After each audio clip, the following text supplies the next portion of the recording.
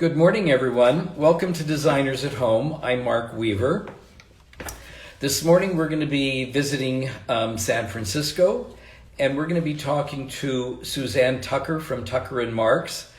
And Suzanne is not only one of the great talents in America with one of the most successful design firms in the country, she's also a very dear friend of mine. And she will be joining us shortly. Let's see, not quite yet. Okay. Suzanne founded the firm, Tucker and Marks. Here she is. Let's get Suzanne live. She's staying with her.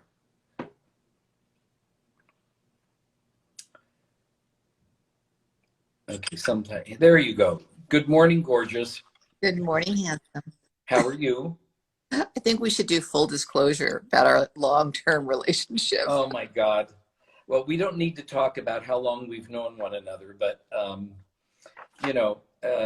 Suzanne you're like family. I know, like family. You've known my brother who was in this business, my brother Paul. Yep. My sister Claire worked for you for many years. Many years, yes. It's all very incestuous, absolutely. Right. Anyway, it's great to have you on, Suzanne. This is a treat for me. And I was just telling them about the firm. You started Tucker and Marks in 1986 with Tim, who is your husband. And you know, it's funny. The other day when the announcement came out that we were going to be talking, a friend of mine said, "Oh my God, would you please ask her one question?" She said, "My husband and I are thinking of starting a business together." And she said, "Would you ask Suzanne the dynamics of that and how they've been so successful at making that work?" That's a really good question. And I do get asked that actually fairly often, but oftentimes sort of inadvertently. The first thing that often comes out of people's mouths is, "Oh my God, I can't imagine how you could possibly be working with your husband. I wouldn't be able to stand working with my or vice versa with my wife." So yeah, it's interesting. Well, first off, Tim and I were friends when I first moved to San Francisco in 1980. We became friends. He was dating all the wrong girls, and then I was dating one, and then marrying someone and having a child, and I was working for Michael Taylor, and then went through divorce, and various romances. We'll kind of do the cliff notes here, and then it was one of those things where right in my own backyard, there was Tim. I mean, it was like Wizard of Oz.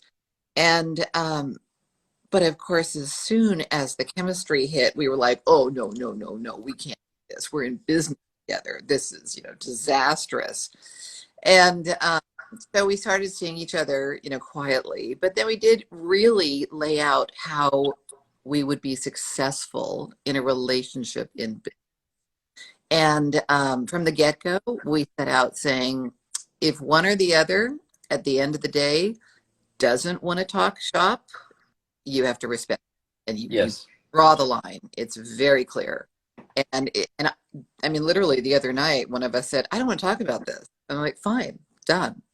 And so 30 plus years later, that's how we've done. But we're also not involved in the same aspects of the business. Right. I'm the creative side. He's the business side, the nuts and bolts, or as he likes to say, he's bolts and I'm nuts. And so that's how it's been a good balance. But you have to set really strong boundaries. Otherwise, your work can consume you. And I mean, that it's right. And you need to have a personal life, and there are times when you get home, you just have to shut it off. It's very important. Especially if you're creative, you need some neutral time to sort of regenerate. Yeah. So if either of us say to the other one, "I don't want to talk about this, I don't want to deal with it," then you have to respect that. Right.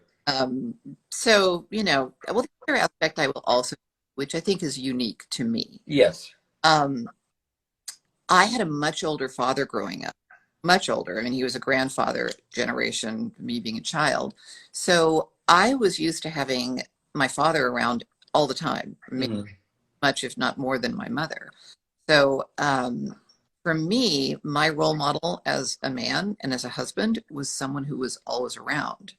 So my first marriage, my husband was always gone and always traveling. And, that wasn't my role model.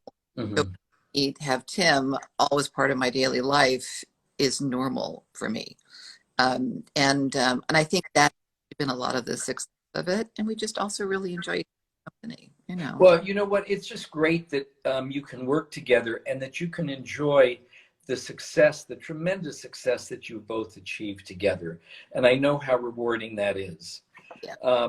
And you were very fortunate. I guess it's fortunate. Early on, you worked with, the legendary Michael Taylor. So, and your work, Suzanne, is, 180 degrees from what Michael was known for. And what was it like working with Michael? Um, well, well, first off, it's interesting. I don't consider my work 180 degrees different from Michael. Hmm. Um, but I understand why you say that, because when people think of Michael Taylor, they think of white rooms with trees and rocks and white. Right. That was simply what sold magazines and what made the phone ring. Hmm. That wasn't Michael's real.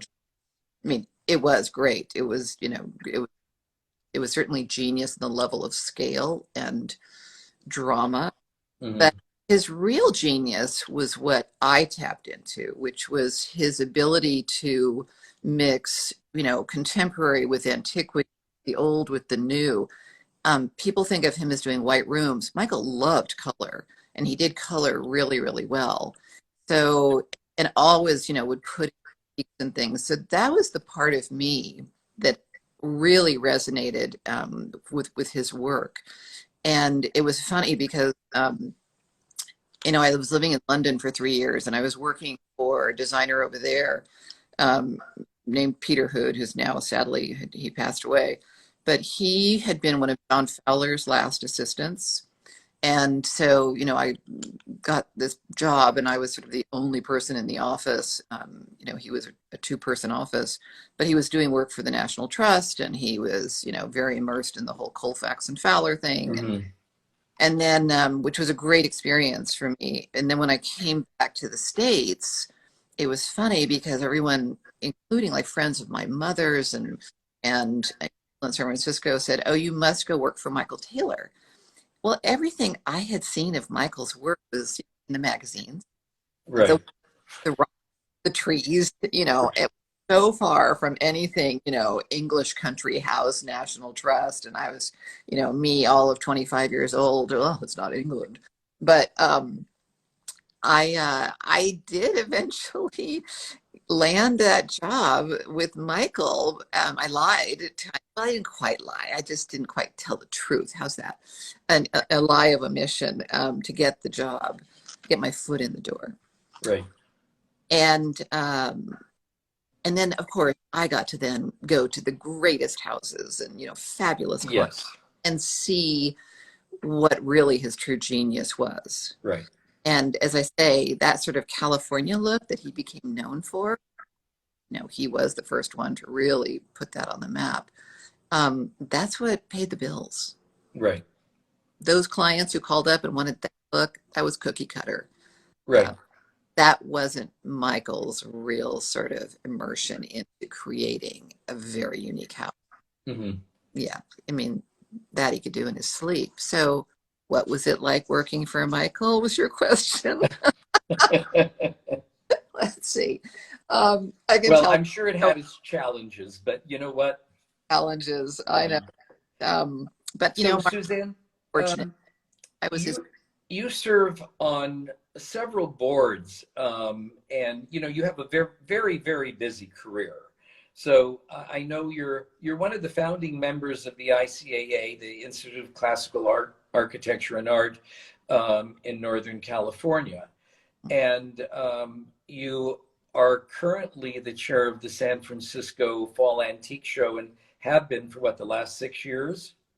Something like that. Now, is this show that's coming up shortly in a few weeks, is going to be online? Yes, it's still virtual this year, given Uh-huh. the state of the world. Right. It is virtual this year. It goes live on InCollect on October 15th, and it's going to run until I think it's the 21st. Okay. Um, have over 66 dealers. Really fantastic. I mean, it's really, it's just to give it a little bit of a plug here. It is a really great way to support these dealers to that give a platform and this way to market what they have and to support them in the decorative arts in the industry. The dealers have been very hard hit. And Right. Right. but this is a wonderful way to do it. And the InCollect platform, it's very easy. There's no commission paid to InCollect. Everything goes straight to the dealers. It's not a benefit. It's not a charity sort of situation. So, I encourage everyone out there in the Instagram world to, tune in and shop. And there's something for everyone. So Yeah, it's just one of the great shows in the country. It's really spectacular. So congratulations on your work on it. Now, you also serve on the board of directors of the Hearst Castle Preservation Foundation. mm-hmm. That's very interesting. Can you tell us a little bit about it? Absolutely. And it's funny because people say, how do you find time to do all these sort of things? I don't know that I don't find the time. I'm passionate about these things Mm-hmm. so naturally to my world and to my life, which I like. The Hearst Castle Preservation Foundation is actually a very interesting organization because people think, oh, Hearst Castle, and they think of the wealth, and they think of the Hearst Corporation, and they think that, oh gosh, there's endlessly deep pockets there. Mm-hmm. The reality is that Hearst Castle is, it's a national park, it's a state park, and it's run like a state park, and well run, great. But as far as the actual museum aspect of it, all those incredible treasures, all the, tapestry, artworks, antiquity, you name it, those are not sustained by the California Park Service. That is what the foundation does.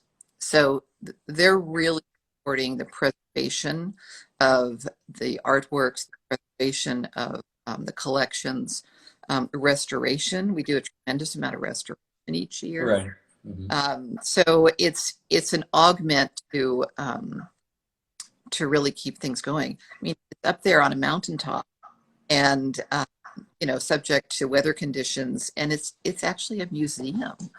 So, and it's a treasure trove for sure. Right. Right. Well, that's great. So, can we talk about design for a minute? Okay. So, when you start a new project, how do you? Somebody wanted me to ask you, how do you go about developing your concept for what this is going to turn into? How do you develop your ideas? Where's the starting point? It's funny. People say, "Oh, you always start with a rough." No, there's no hard and fast rules like that. And I think every designer is best getting rid of those rules in their heads, because inspiration can, of course, come from anywhere. But I really listen well. I'm a very good listener, and I first and foremost try to listen to what the client is and is not saying. Oftentimes, what they don't say is more important. When you can show the Rorschach of imagery and things that they like, oftentimes the things that they don't like inform you more. Right. So I start with almost that more psychological aspect of really listening to who they are, how they want to live, how they think they want to live. And that to me is the premise of really good soulful design. And funny, coming from a Michael Taylor experience where you can do a cookie cutter look, it doesn't really interest me to do a cookie cutter look. I'd probably be far more successful lucratively if I figured that out. But I really like getting into people's heads. I got getting into who they are and creating that very personal home. So I really start with that. Start with who they are, what it is they respond to. And something as basic as, what are your favorite colors? I once had a gentleman who could not answer that question. He did not know what his, No, really. Hmm. and yeah, he was a hugely successful financial guy. Um, going But through was clueless when it came to design and yeah. clueless, clueless. And I had this sort of moment brainstorm, and I said, indulge me for a minute. I want you to go up to your dressing room and bring down, you know, half a dozen of your favorite ties. And he went bounding upstairs. I could hear him upstairs rummaging around the closet, and he came down like a golden retriever and dumped about 20 ties. Now what? And I was like, okay, let's talk about your ties. So I could get him to talk about his ties because in an old school sense, that was the only place that men were really allowed to express themselves Right. in a tie, in a pattern, in a color, pocket square, whatever. Everything else had to be very conservative, you know, in his Right. work. And finally, at the end of talking about his ties, I said, would you like to know what your favorite color is? He said, yes. And I said, it's blue. So, you know, you have to listen, I think, so intently to people. And from there, you know, I'm by place where the location is of something. You know, what the exposure is out the window. Are we north light? Are we south light? Um, are we country? Are we city? Are we 52 floors up? Or are we down in a parkland where everything is green inside, which is going to, you know, cast light inside? Starting with rugs is great if that's the direction of, say, if they want to do antique rugs, of which I have a lot of, which I'm very happy about. But it really comes from that inspiration from the individual clients, I think, and the architecture. You know, The architecture, it'll dictate a certain direction. Yes. the architecture definitely dictates a certain direction. I mean, you know, I'm not going to take a very traditional house and say French and turn it into some Spanish thing, you know, and vice versa. But of course, what we all love to do as designers is take, you know, a modern space, put in antiquities, or take a traditional space and put in contemporary. You know, Right. that's the yin yang of it all. Right.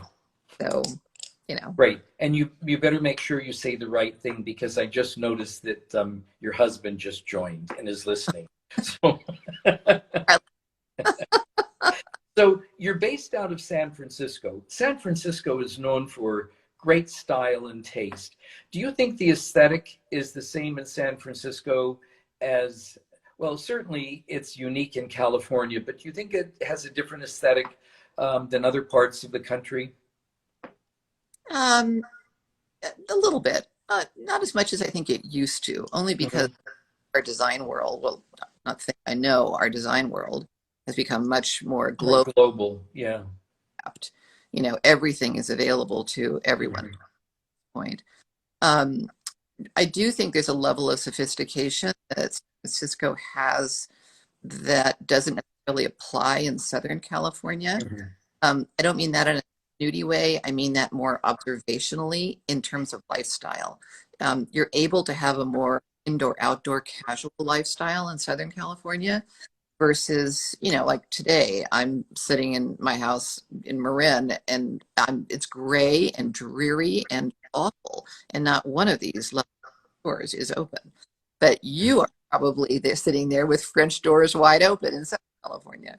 So, you know, I don't know that the aesthetic is different. Certainly the aesthetic, I think, has changed up here. Yes. There's a younger vibe, which is great. Um, I think the younger vibe though is definitely a bit arrested in kind of what is current and hip. Yes. And you know, I'm invariably asked, what do I think trends are? Well, trends are fashion. Right. Fashion is trendy. That's Hmm. that's why they come out with four collections a year.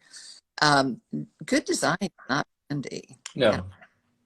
And Yeah. that's where I think the mistake is made these days, is that a lot of younger people who are, you know, coming into the means to actually design, they think that what they see in catalogs and Instagram and magazines is the be all end all.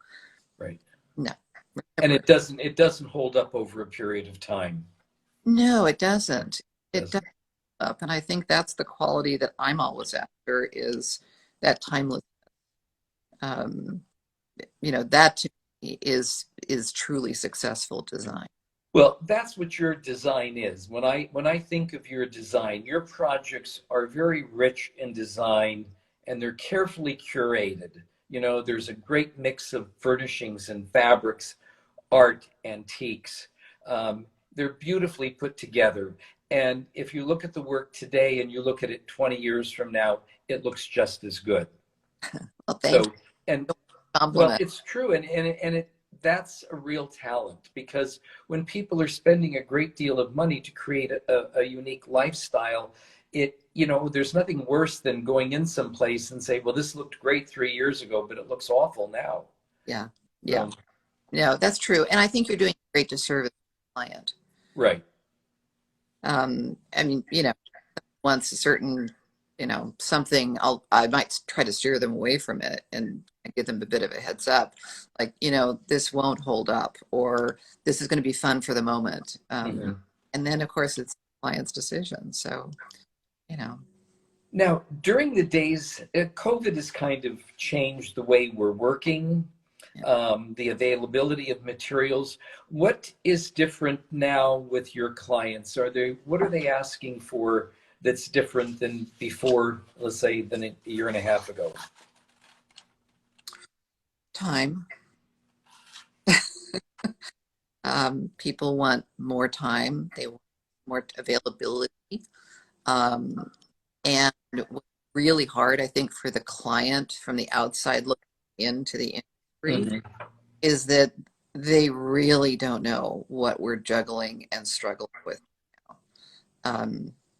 Delays, lead times, shipping problems, supply, price increases, all these things that, a year and a half ago, none of us could have anticipated.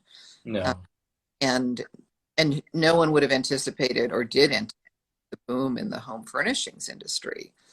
And which is wonderful, except that it is wait.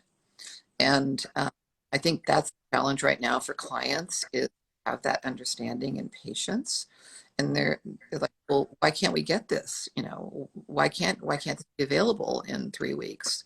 I mean, try getting a Sub-Zero like we used Well, to. it's 8 or 9 months to get a refrigerator. Exactly. Right. Yeah. And so it's very frustrating, I think, for clients right now, as it is for us on the inside Yeah, juggling.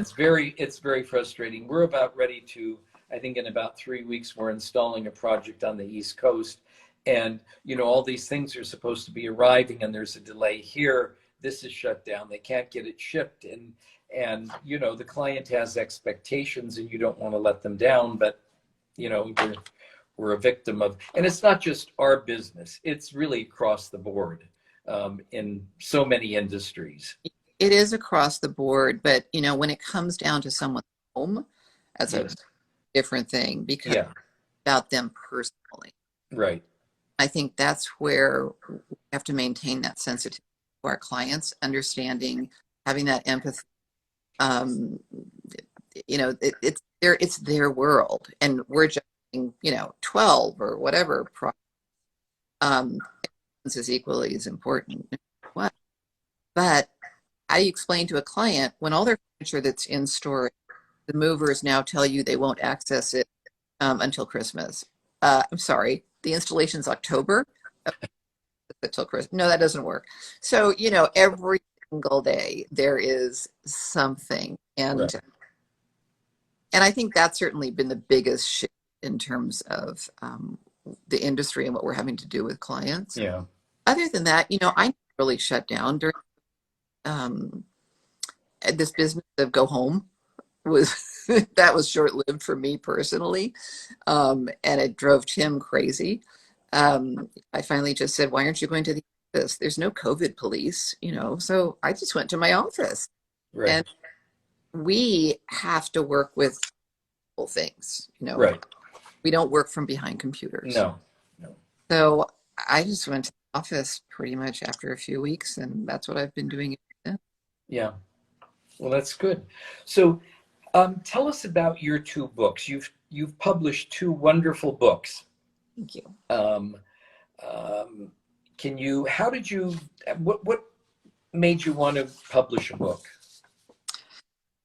I think I'm really bad on time, but I think it was maybe 15 years ago or so when I was in a sort of strategy meeting and with my senior staff, and we were talking about goals, short-term goals, long-term goals. What do you want to do? Where do you want to be in 5 years? And so everyone looked at me and like, okay, what do you want to be? What do you want to do? And I said, well, I really would like to start a fabric line. And I'd like to write a book. I'd like to publish a book. I mean, after all, a book is a wonderful way to acknowledge your client, to Hmm. acknowledge your staff. And if it wasn't for them, this wouldn't all be happening. And, yeah, it's a great marketing tool. It's an expensive marketing tool, Hmm. but it's a great way to acknowledge, the work that you've done and with your. And so, lo and behold, sort of 5 years later, I did. I launched my first book, um, which are truly acts of love. I mean, someone said, "Oh my God, you're going to be so successful and make so much money." I'm like, no, no, no. This is not Danielle Steele. I mean, we're not selling 3 million copies, Yeah. but I have to say, I feel very proud of books because of the work and my clients and my staff who Yeah, all. they're really beautiful books. One is Rooms to Remember, Mhm. and the other one, The Romance of Design. Yeah, and So I'm if working. anybody hasn't seen them, they really should buy these. They're lovely, lovely books. It's Thank you. a tribute to your work. I'm working on number three right now. Wow. I know. I mean, glutton for punishment. Someone asked me this morning, "What's the title of your book going to be?" And I said, "Blood, Sweat, and Tears." Um, and I don't know yet, but it's going to be. I hope, fingers crossed, if I really pull it off. It's the weekend and late night work. Um, I hope it'll be published fall of next year, and um, and it's going to be, actually, my mother asked me, she said, "Well, what's it going to be about?" And I looked at my mother and I said, Russian existential philosophy of the 18th century. I'm like, what do you think it's going to be about? It's, it's more beautiful pictures by me Right. for, here you go. That's what people love. They love to look at beautiful photos. And it's interesting how people are fascinated with home design. I know. Since you and I started, this has become just an enormous industry. I always say, it's not only a multi-billion-dollar industry, it's entertainment on television. Well, it is because there's a certain aspect of voyeurism. Hmm. I mean, think about it, 30 years ago. Oh, there's an open house on a Sunday. Let's go in and look Right. how, other people live. So there's a certain aspect of the magazine, the books, and so forth that, tap sort of snoopy, nosy voyeurism. And, I think that now is available to so many. It has exploded, of course. But maybe it's time for you to do a fabulous bookmark. Oh, okay. Well, thank you. You'll have to explain to me how I go about doing this. Oh, no, my colleagues and friends, like, I look at Charlotte Moss, and she's published her 11th book. And I'm like, Charlotte, how the hell do you do that? Oh, I Um, can't imagine. Bunny Williams, the same thing. I find the time to be so prolific with these Right. books. Um, and, hats off to them. I admire them. For me, I farm it out. I don't farm out the writing. And I know quite a few designers who actually do that and they never really heard of it. I don't do that. It has my voice. Right. So, um, I suppose let go of it a little bit and just let someone else do it all. It might be faster, but they love you. But yeah, I'll coach you on when you get around to good mark. Thank you. So you mentioned your fabric line. It's a beautiful line. how do you go about deciding what you're going to put in the line, Suzanne? How did the, what was the inspiration and the direction for your line of fabrics? Well, the original inspiration was certainly my love of textiles, number one. Mm-hmm. I was at UCLA when the interior design actually the Bachelor of Fine Arts degree Mm-hmm. before it all moved to the extension program. My emphasis was also in textiles, and I did my thesis in textiles. So I always had a passion for textiles. Um, and I'd collected a lot of antique textiles. I've always used vintage textiles in my project. Mm-hmm. So that, seemed just like a natural segue. I didn't set out with the idea that, oh, I'm going to launch a textile line and become the next Lee Jofa or Cravat or whatever. That was never my intention. But then I've never put my intention out there like that in terms of either monetary success or whatever it is. I've always just done what I loved. I'm sort of the poster child for that expression, do what you love and the rest will follow. And so I started with specific textiles that I'd collected, and then got into more of the vintage resources. And I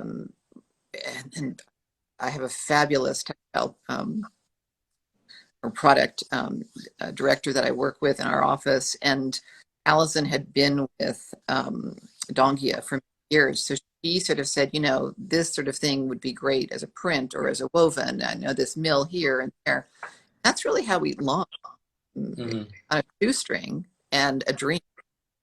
And I launched first in Paris. That was 12 years ago, I guess, and 11 years ago. And, it was one of those things where I thought, would I love this? Would I use this? And I should probably, in terms of, is this going to sell? Is this going to be on the commercial market? Right. It's not really how my brain works. But it always surprised me, the things that sell. When I had a small first collection, I brought it and I grabbed my daughter, Atlee, and I said to her, what's your favorite ones? Because, she was 20s, and I said, what's your favorite ones? I had a feeling I knew which ones she would pick, and I got 3 out of 4 correct. And then I said, now, what's your favorite one? She did, and I named it. And it was the very first fabric that sold, which was, I thought, was sort of this really interesting kind of, synchronistic play of things. And it was also the fabric that Albert Hadley bought, which was interesting. And I remember when I got that message that Albert Hadley just bought, 10 yards of Hadley in the chocolate espresso color, I thought, okay, that's validation on the planet. Thank you. All right. Well, that's great validation. Yes. That was great. Yes. About 6 months after that. But so I look at it from the standpoint of what inspires me. What is beautiful. I'm very happy about the hand. That's actually my criticism of a lot of textile lines, is that they don't focus enough on hand, how something feels, yes, to drape, how it's going to, how it's not just look, but how it's really going to make a piece of upholstery sensuous or a curtain sensuous. Right. And I mean, after all, design is all about this, and we might visually, we see something first, but how it feels is hugely important. Right. So, and how it's going to hold up. And how it's going to hold up. Exactly. Yeah. So that's, it's been a wonderful journey. Has it been the most lucrative in the world? No, and it's a good thing my husband can't comment right now. Tim, you didn't hear that. But it's my passion, and I'm delighted when it feeds someone else's passion. When I get and someone tells me, oh, we just got an order for 30 yards from so and so in, Dallas or in, New York or wherever. I'm thrilled. I mean, I'm delighted. I think that's so great. Oh, that's great. So I know you have a passion for travel as I do, and we haven't had the luxury of traveling for the last couple of years. So I know that I'm looking forward. I've got so many trips that I just am dying to take. So tell me, what are some of your favorite places to travel and why? And I know that while you're traveling, you're always looking at architecture, you're looking for antiques and so forth. I mean, any designer when they travel, whether, if it's for pleasure, there's always an aspect of our work involved in that. Always. Oh, and I think that's what makes the trips so special. But tell me where you and Tim love to travel. Well, certainly Europe. I mean, send me to Europe any time. I always say you cannot get a bad meal in Italy. The eye candy is absolutely, fantastic. Um, but we always tie in business and travel together. How can I not? I mean, if I have to go somewhere for business, I'm going to definitely try to tag something into it. But and architecturally, I'm always inspired. I toyed with becoming an architect, and when I was at UCLA, and I decided not to because basically I didn't want to do all that math, and so I didn't. But I think I've had the best of all worlds, being able to be a designer and work with some of the best architects in the country. Um, they to me are so inspiring, and I get my passion out in architecture. So travel, I'm always wanting to look at architecture, no matter where Yeah. it is. Um, I think right now on my list of where I'd really want to go for inspiration is I'm being drawn. I don't know quite why. I lived in England. I spent a lot of time in England. I adore Scotland and love Ireland. Spent a lot of time in France, and in Italy. Um, Spain, I don't know. There's something about Spain right now that I'm feeling drawn to. Um, I've been to Morocco several times. I love Istanbul. Oh my God, go to Istanbul in a heartbeat. Um, Asia, really loved Cambodia. Cambodia for me. Hmm. I mean, architecturally, there's not that many things you're going to take back from some place like Cambodia, but seductively, um, spiritually, colors. Uh, Color's incredible. the colors And are textiles also, the which textile. you probably loved.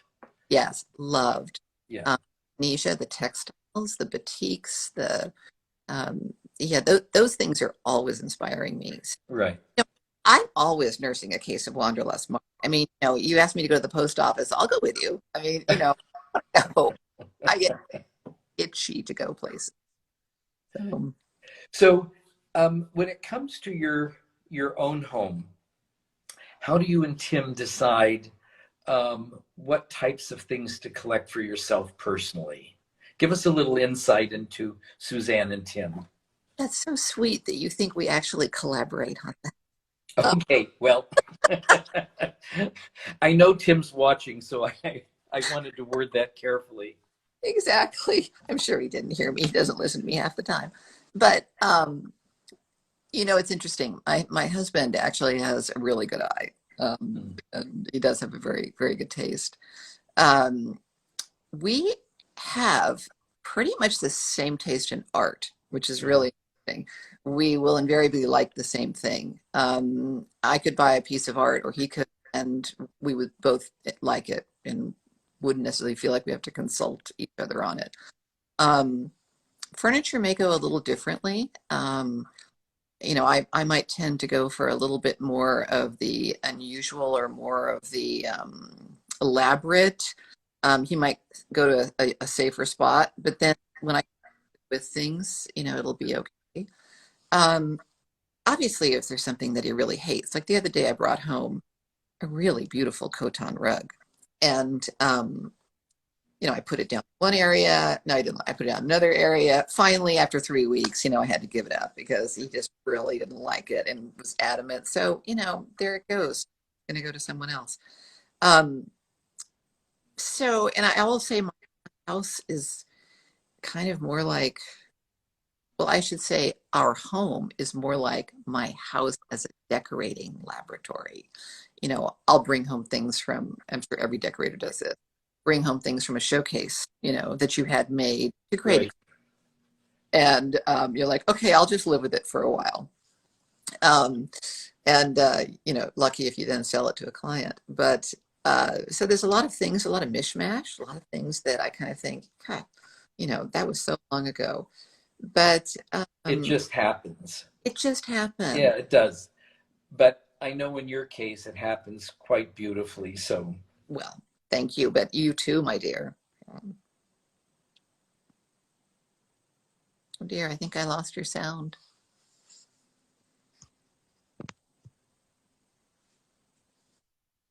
the students always ask if you've been so successful and you're so recognized and admired in this profession.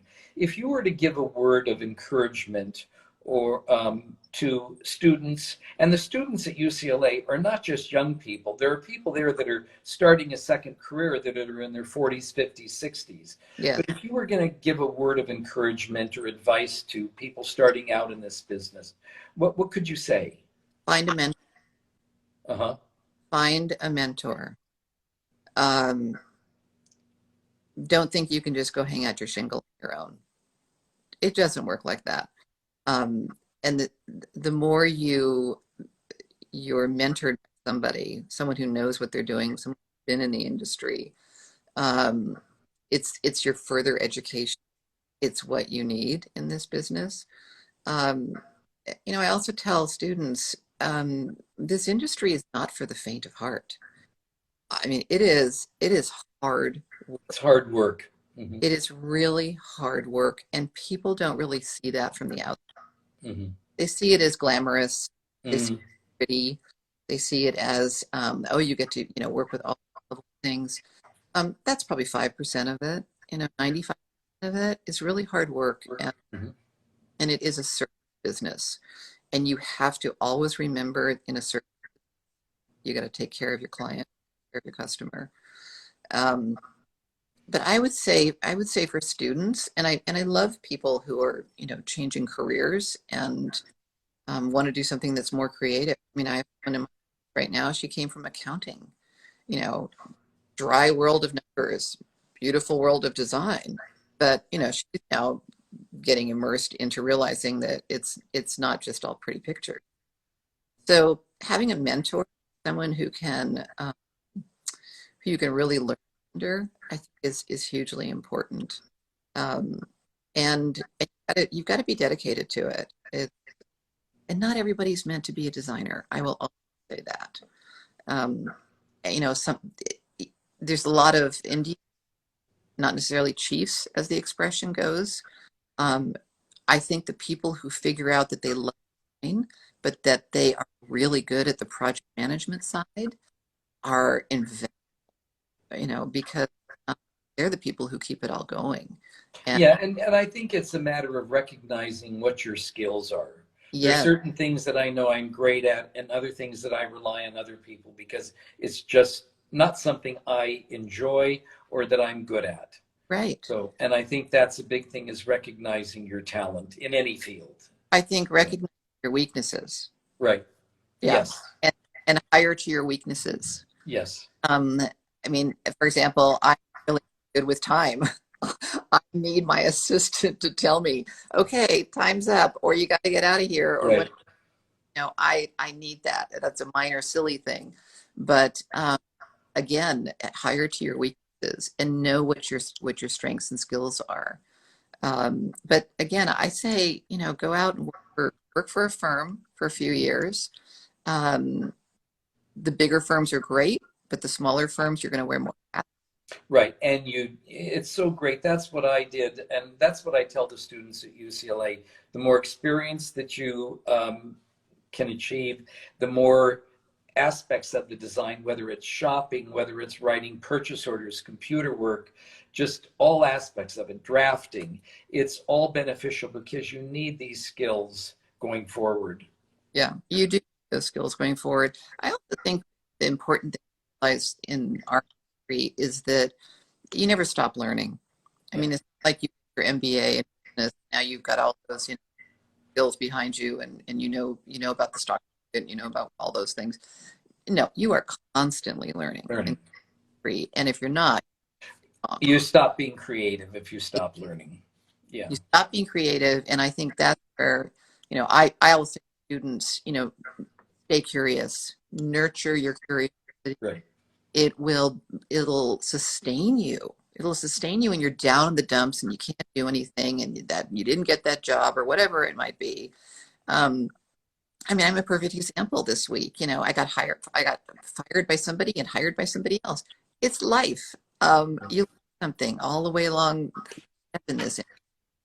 So stay curious. That's great advice. Well, Suzanne, thank you so much for coming on today. It's always, you know, a pleasure to see you. It's a pleasure to visit with you. And hopefully we can have another dinner soon, maybe in Santa Barbara. I know. I don't know each other this summer. It was just a whirlwind for me. Yeah, Suzanne and I had Fred and I were invited over to Suzanne and Tim's this summer, and we had a wonderful dinner out in your garden. The table was impeccably set. Everything was perfect. Well, so company, my dear. Anyway, thank you, Suzanne. Best luck for the rest of the year, and thank you for joining us. Thank you, my dear. Love you to pieces. All right. Bye-bye. Bye. Well, everyone, I hope you enjoyed Suzanne. She's lovely. And I encourage you to take a look at her books. They're really inspirational. Rooms to Remember and The Romance of Design. And she has an absolutely spectacular website, and you can explore her work that way under Tucker and Marks. In 2 weeks, we'll have another guest coming up, and it'll be announced soon. So I hope you will join us in 2 weeks for our next Designers at Home. And thank you for joining us this morning. Bye-bye.